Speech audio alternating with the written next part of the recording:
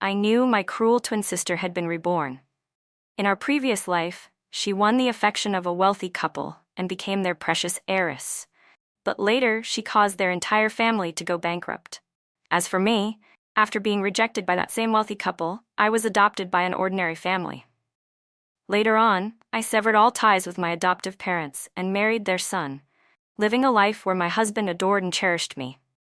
Because she was jealous of me, Lynn hid outside, waited for me to step out, and stabbed me to death.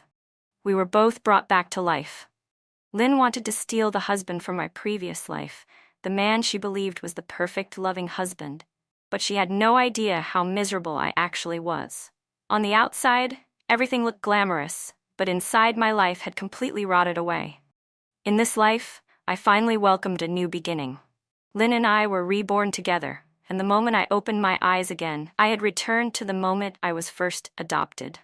Back then, Lynn Vaughn and I were twin sisters who had grown up together in an orphanage, but our relationship had never been good. In that previous life, I should have been the one chosen by the wealthy couple, but Lynn was faster and won their favor first. Because I lost my chance, I was adopted by an ordinary couple instead. Lynn lived in luxury, enjoying wealth and privilege, but she couldn't control her urge to spend. After her adoptive parents passed away, leaving everything to their only child, she quickly burned through all the money and ended up homeless on the streets.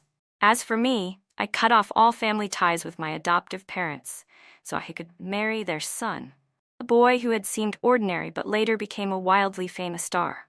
As his income grew, so did everyone's attention on my status rose along with his. When Lynn found out, she was consumed with jealousy. I knew Lynn had always liked my husband, Derek Hayes. He was handsome, talented, and publicly proclaimed how deeply he loved his wife. He even took me traveling around the world, bringing me everywhere I wished to go. Knowing how much I loved the piano, he bought me the Stingray I had always dreamed of, and even organized a grand performance for me in Austria.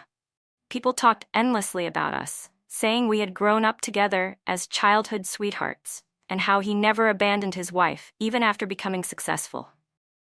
Because of that, he was praised even more. Meanwhile, Lynn crouched in a street corner watching me shine on giant screens, her eyes filled with resentment. Because of everything that happened, in this reborn life, she no longer fought me for the wealthy couple's adoption. She allowed them to choose me while she hid in the shadows, waiting for the ordinary couple to appear instead. "Are you Erin Vaughn?" the kind, wealthy woman asked gently, smiling at me as she reached out her hand. "Would you like to come home with us and become our daughter?" I could hear Lynn's heartbeat pounding nervously. She was terrified that I might stay behind and once again become the child adopted by the ordinary couple. Deep inside, a wicked smile spread within me, though none of it appeared on my face. I instantly understood what she was thinking, but I still lifted my small hand, held the woman's wrist tightly, and smiled at her. "Yes, I'll go with you, Mom." Lynn had no idea what she was about to face. She only ever saw the glamorous surface of my life, never what lay beneath. But none of that mattered anymore. If she insisted on walking the same path I once suffered through, then I absolutely wouldn't stop her. Because this was her own choice, I felt no guilt about it. The Harrison family treated me with warmth. The moment we arrived at their mansion, they arranged for me to stay in a beautifully decorated pink-themed bedroom. Everything inside was neatly organized.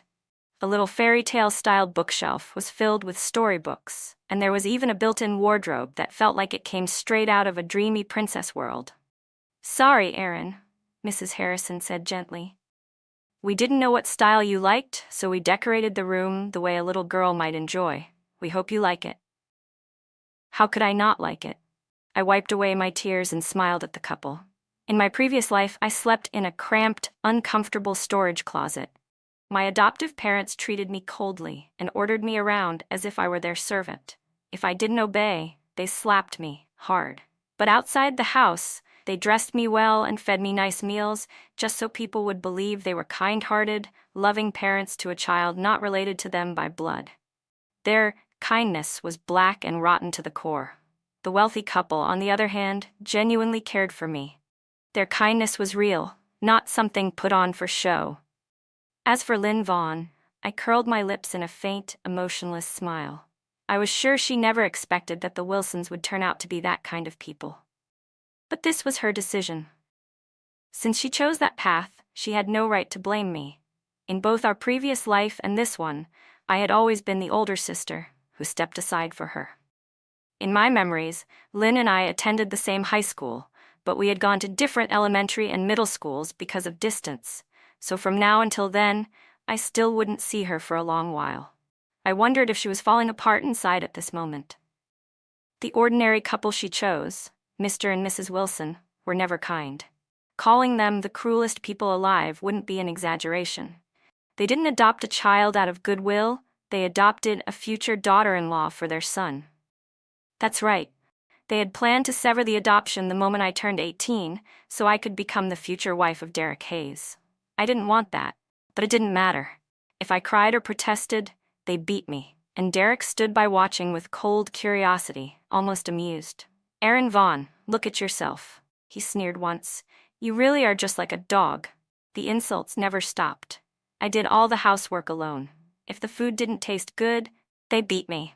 When they hit me, they made sure to target places that could be hidden. They warned me that if anyone discovered the bruises on my body, they would kill me. I tried reporting them to the police, begging for help, but nothing worked.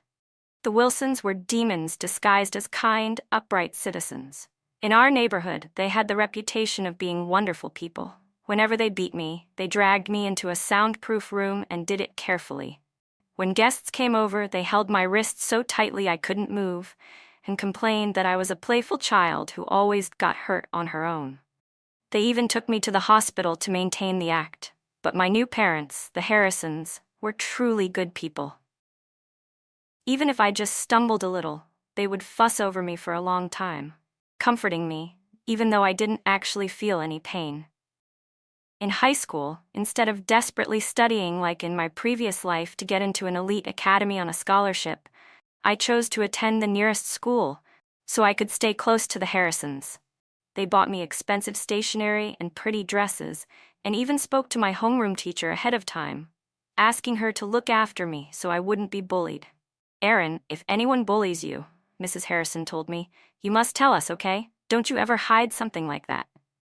They checked every bit of my outfit from head to toe before finally letting me go to school. The new high school was better than I expected. With my backpack on, I held Mrs. Harrison's hand as she helped me out of the luxury car, guiding me toward the entrance. Under the gaze of everyone around us, waves of astonished whispers rose from the crowd. "Kids from wealthy families really are different. She's such an adorable girl. Just look at her presence, she's born to be a star. If only my daughter had even half the spirit that little girl has." Their comments didn't stir any emotion in me. Maybe because I had experienced everything in my previous life, I now viewed things with detachment. As long as I had a place to stay, a bed to sleep in, and people who loved me, that was enough. But the moment I stepped into the school, I unexpectedly saw someone familiar, Lynn Vaughn, my younger twin sister. She was sprawled on the ground, her ear being yanked harshly from side to side by a woman. "You little brat. Get up. Don't you play dead on me," the woman snapped. "I haven't even started hitting you yet. Do you want to become famous across the whole school?" My adoptive parents, the Harrisons, were still busy talking to the teachers and paid no attention to what was happening nearby. But I saw clearly the girl being beaten mercilessly on the ground, her hair a tangled mess like a lunatic. It was Lynn Vaughn. Standing behind the crowd, I watched the scene with cold indifference. It wasn't surprising that she had ended up like this. I knew how to hide myself. After the first beating in my past life, I obediently did everything the Wilsons told me to do, copying their expectations perfectly. Eventually, they hit me less. And after Derek Hayes became a big star, they didn't even bother to look at me. They even regretted letting me marry him. But Derek really did like me. He liked how obedient, clever, and compliant I was. He liked that I would willingly cover up his various crimes. He liked that I would sleep with directors to help him secure resources. He liked that I obeyed him, even agreeing to go to prison for him. But before that final part could happen, I was already dead. What a relief. Lynn would never know how that man drove me to my death. Maybe she was even naive enough to dream of becoming the wife of that big celebrity. She wasn't like me. She had always been someone whose emotions showed on her face. Whatever she was thinking, she could never hide it. Unlike me, quiet, obedient, easy to manage, she couldn't conceal anything, and being beaten often was inevitable. Even though we were twins, our faces, once identical, were now completely different. I was the cherished daughter of a wealthy family, while Lynn was nothing more than a pitiful mess, a madwoman in the eyes of others. It was obvious she would be beaten even more once she got home. Lynn trembled as she struggled to her feet. Her knees were torn open, bleeding heavily. She looked badly hurt. When she lifted her head and spotted me among the crowd, her whole body shook. But I only looked at her with cold detachment, smiled faintly, and turned away. There was nothing left to say. There was no longer any relationship between us. I attended a public high school in the city because I didn't ask for a private or elite academy. I told my parents that any normal school was fine. My grades had always been good. Where I studied didn't matter. Because of that, I was placed in a select class. My homeroom teacher liked me and appointed me class president. My classmates liked me too. They said I was clearly a rich girl, but didn't have the arrogance of one, that I was easy to get along with. I simply smiled at that. I truly was easy to get along with, as long as no one crossed my boundaries. When they didn't, I appeared gentle and harmless, just like before I died, when I poisoned Derek's drink. If I had to die, I would take him with me. Lynn came looking for me. She waited by the school gate, scrutinizing every student who passed by, and finally spotted me. She blocked my path, while I tilted my head innocently, pretending not to understand what was going on as I looked at her. "Aaron Vaughn, the good life you're enjoying now is only temporary," Lynn spat angrily, glaring at me with hostility. "Your ending will be miserable. I'll live 100 times better than you." Honestly, should I say she truly lived up to being both stupid and malicious? Saying something like that was no different from admitting she had the advantage of being reborn. But I simply smiled, polite, yet distant, as I looked at her. "Classmate Lynn Vaughn," I said calmly, "we don't know each other. Could you please stay away from me?" And it was true, we didn't know each other. The moment I was adopted, we had already become complete strangers. But Lynn was different. She constantly tried to shove her presence in front of me, as if doing so would help her survive. "Aaron Vaughn, don't act so smug," she hissed. "Derek Hayes isn't famous yet, but when he does..."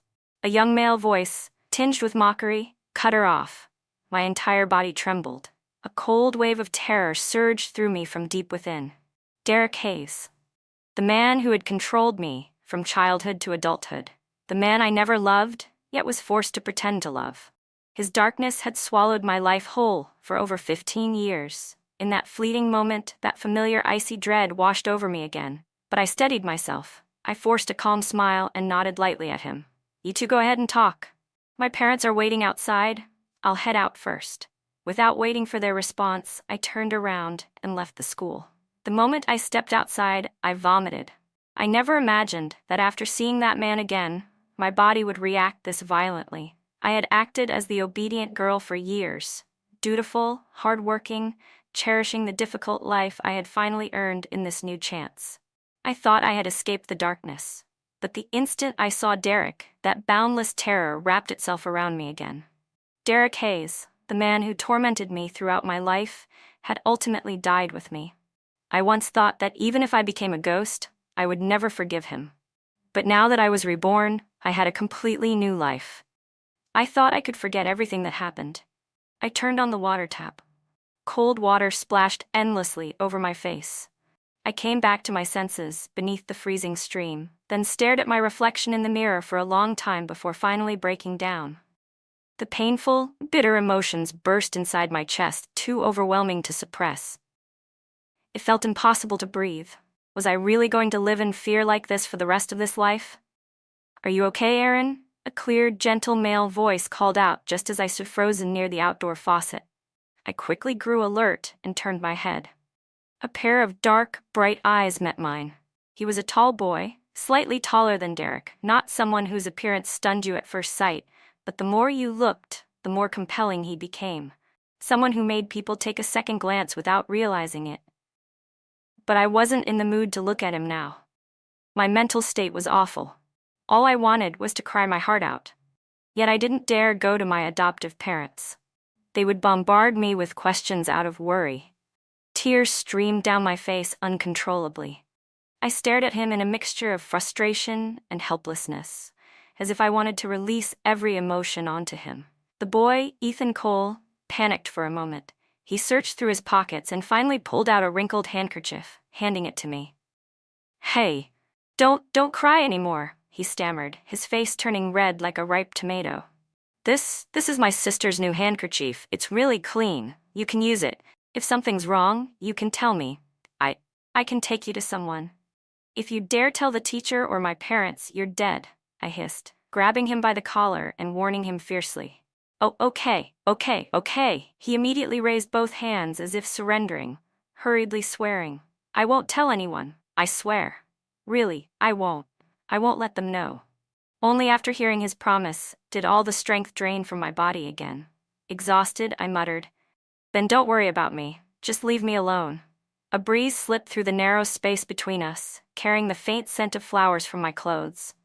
The boy froze completely in place, still held by the collar like some pitiful rag doll. A long moment passed before I finally spoke. "What's your name?" "Me?"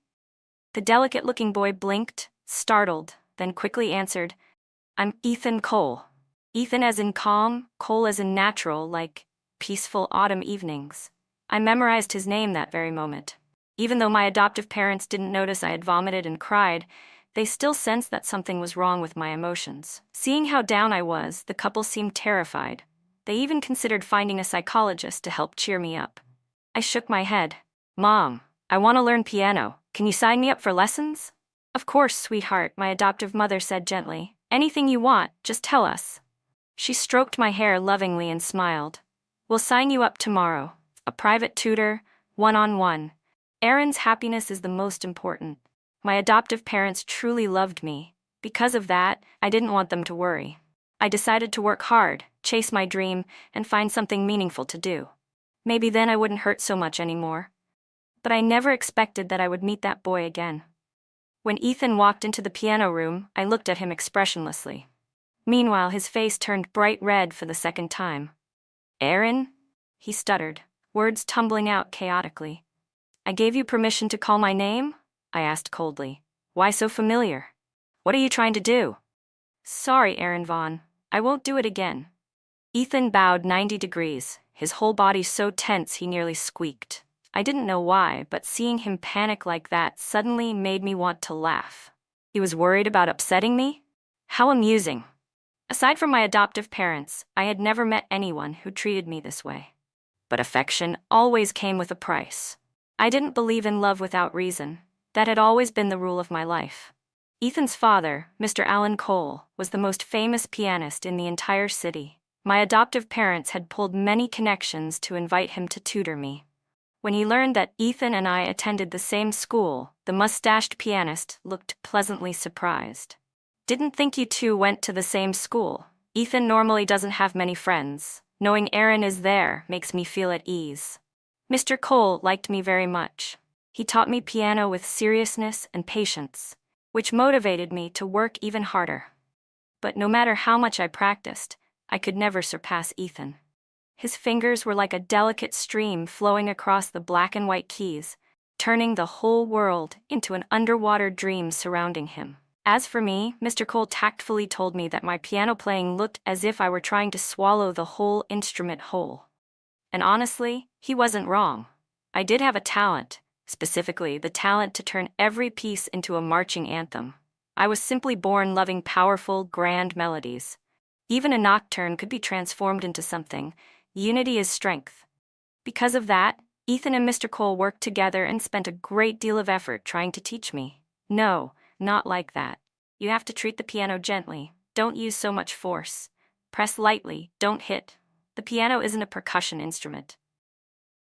"Ethan, why are you getting so close?" I snapped. "Do you want to get smacked?"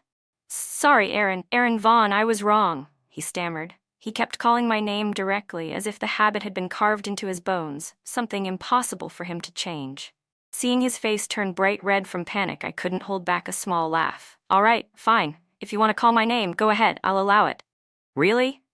Ethan's voice shook with excitement. Aaron, you're letting me call your name? Of course. I spread my hands slightly. But in return, you have to let me call your name too. You don't mind, right? Mind? Absolutely not. His voice trembled with so much excitement that even the window panes rattled. I only smiled, but inside me, something slowly settled, becoming quiet and light. I thought that maybe this was what I had been searching for.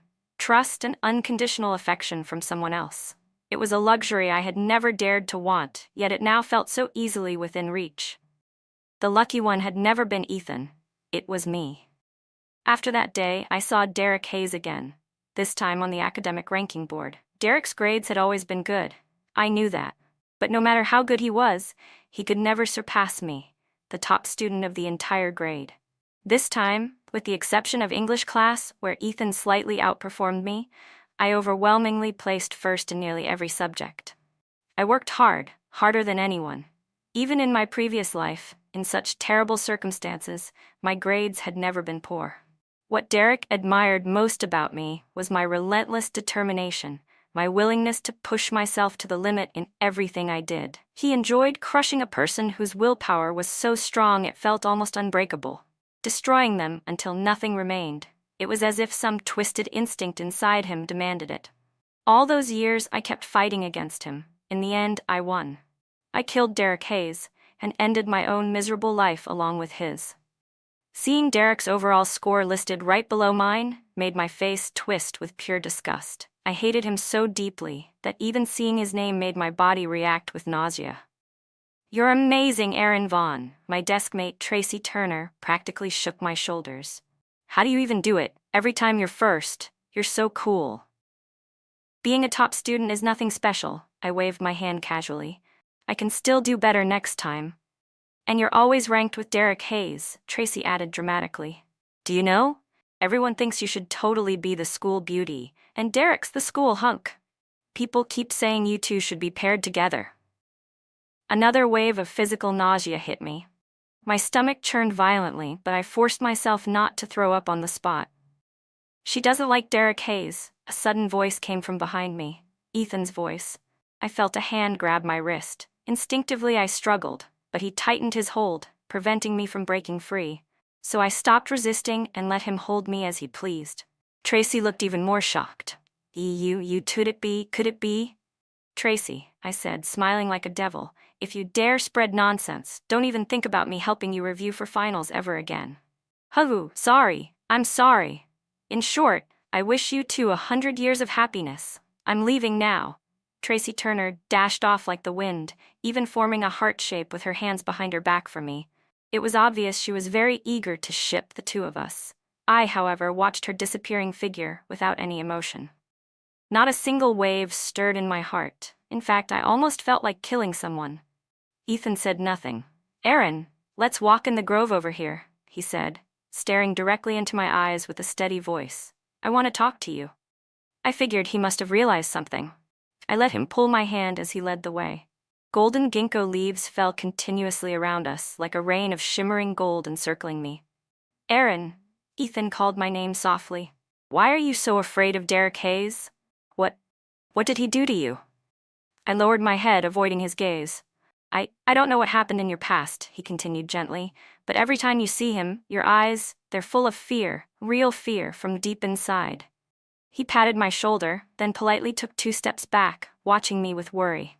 Aaron, if something is bothering you, you have to tell me. You know I won't tell anyone about your secrets. But I don't want to talk about it. I lifted my head and met his eyes. Those eyes, no matter what, just looking into them was enough to make a person feel calm again. I'm really scared, I whispered. That's why I don't dare tell anyone. Some things, just saying them out loud is painful enough. Ethan, can you promise me something? Until my wounds truly heal, don't try to pry them open again. When I have enough courage to face it, I'll tell you. Is that okay? I didn't know whether I should trust Ethan.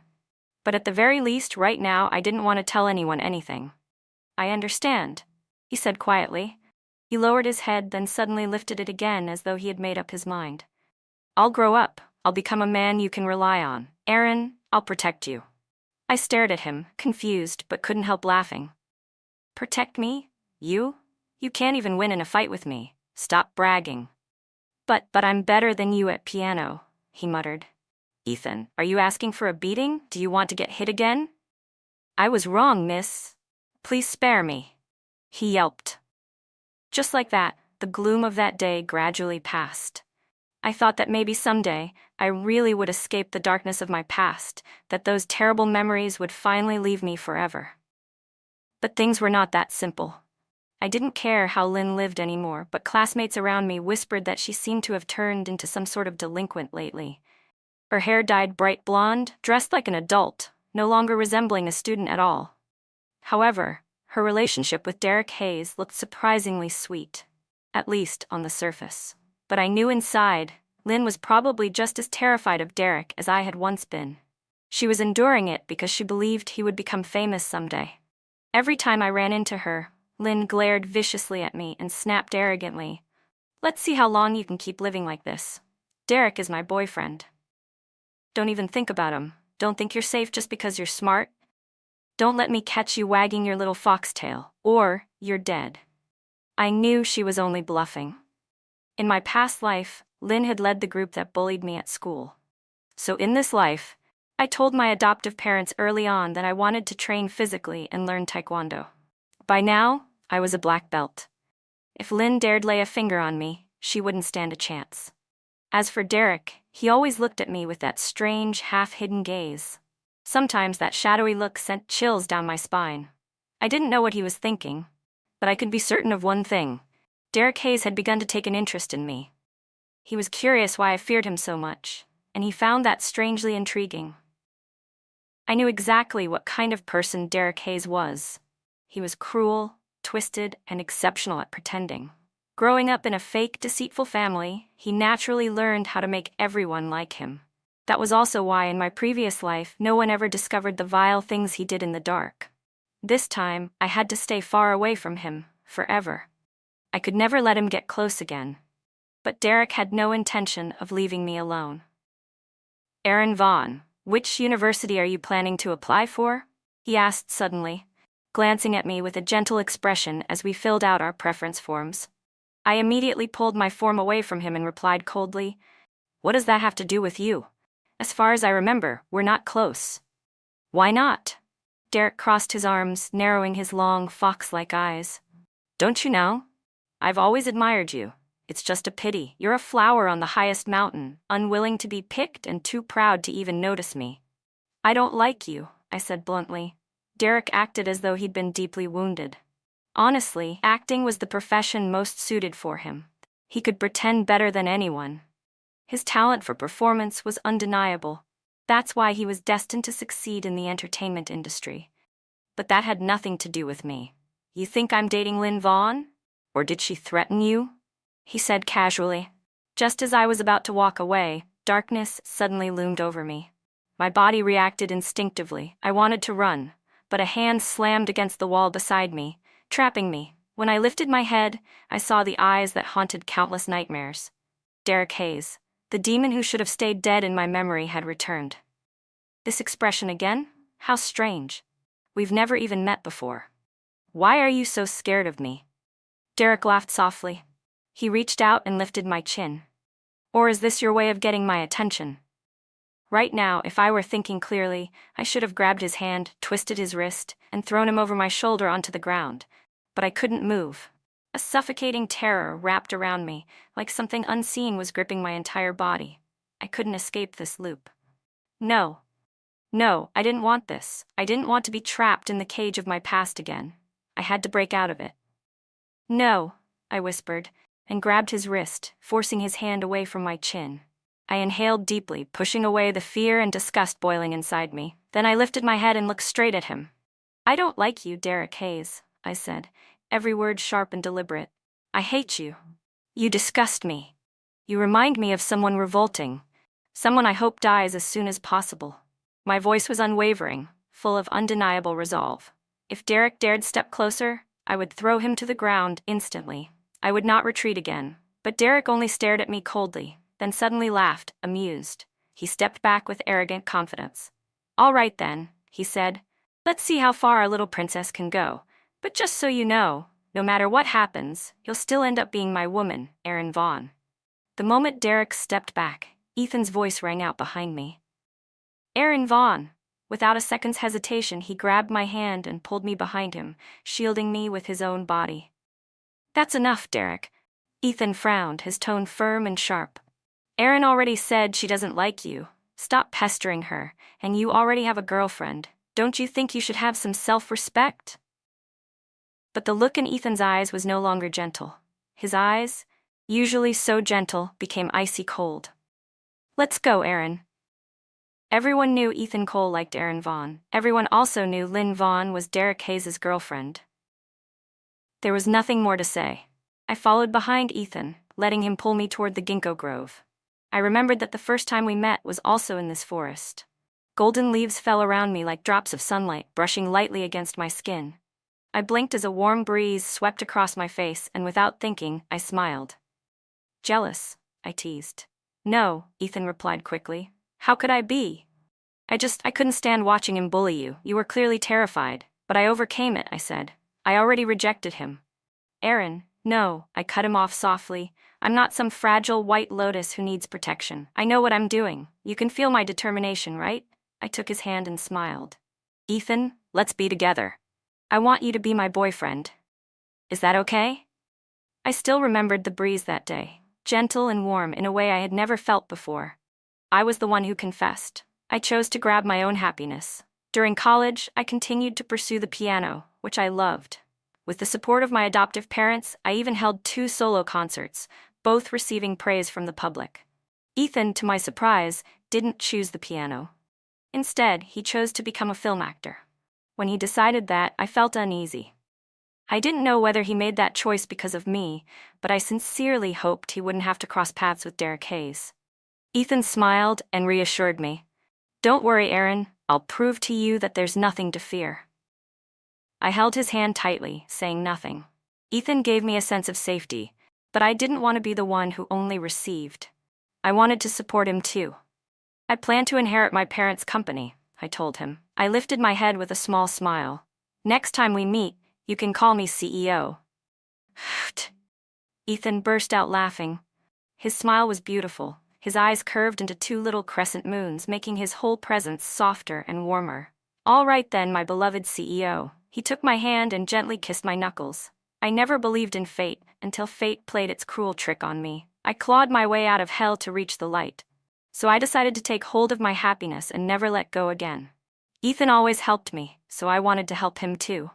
I inherited my adoptive parents' company and studied hard, afraid I might ruin their hard-earned fortune. In truth, I turned out to be quite talented. This path suited me best. My adoptive parents only had me. Now that they were older, they deserved peace and comfort. Naturally, I needed to shoulder that responsibility. But the earth is round, and so I crossed paths with Lynn Vaughn again. While selecting investment partners, I met a film director. After finishing the meeting and heading to the restroom to wash my face, I unexpectedly ran into Lynn. She was dressed beautifully and seductively.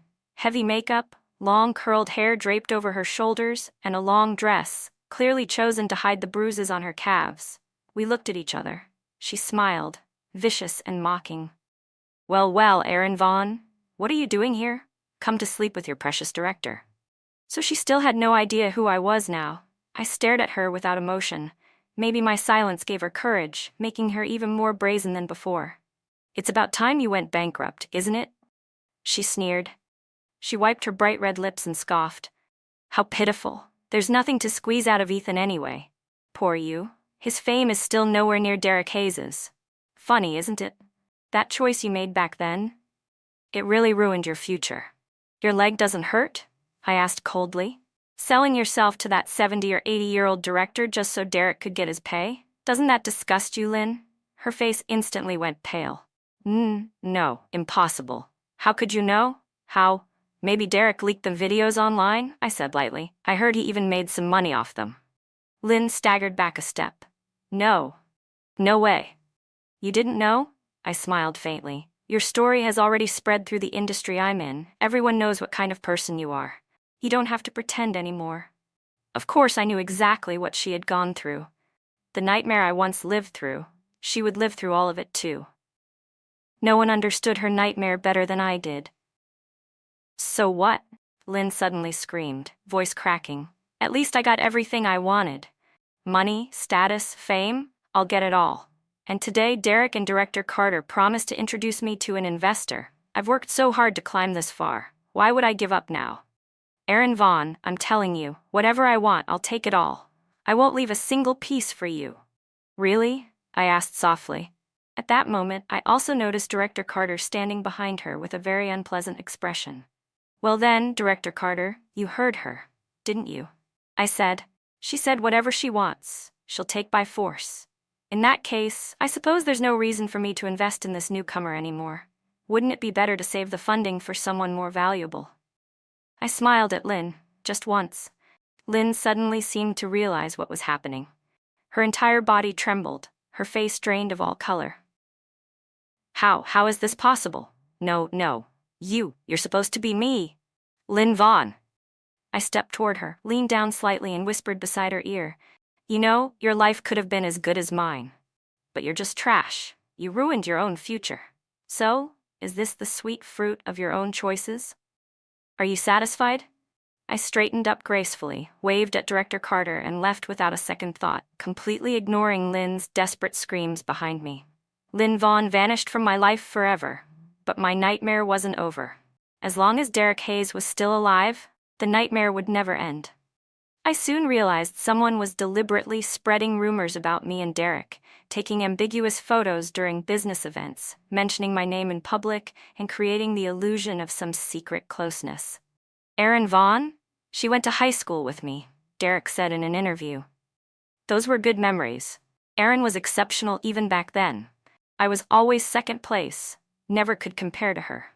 Of course I admired her. She's the perfect girl in my eyes. Someone like me could never reach her level. Disgusting. I had to physically choke back the urge to vomit.